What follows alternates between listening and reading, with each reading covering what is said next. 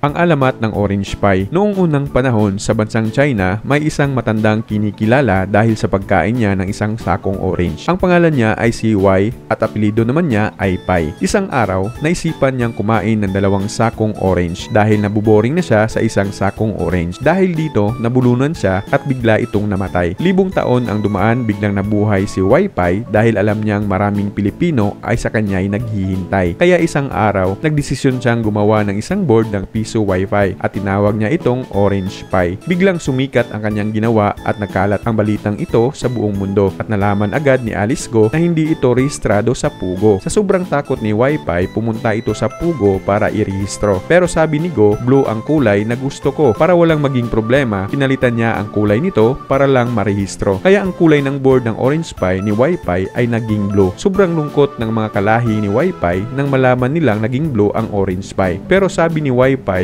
na darating ang araw ay babalik ito sa tunay na kulay. Dumaan na naman ang 1000 taon, dumating sa Pilipinas ang Orange Pie ni Wi-Fi. Nang malaman ng mga Pilipino, marami ang tumangkilik nito. Security guard, taga-repair ng cellphone, tricycle driver, tambay, teacher, farmer, kagawad, tindero, adik dati, lolo, lola, kuya, ate ay tumangkilik sa board na ito at bigla silang naging milyonaryo dahil sa board na ito. Alam niyo ba na namatay si Wi-Fi dahil di niya matanggap na kulay blue ang kanyang orange pie? Buti na lang nabalitaan ito ni Paring Alan. Sobrang bait ni Paring Alan, binalik niya ang board sa China para gawing orange na naman ang kulay ng orange pie. Kaya saludo ako sa mga Pilipinong kalahi ko dahil sa inyo bumalik ang tunay na kulay ng orange pie.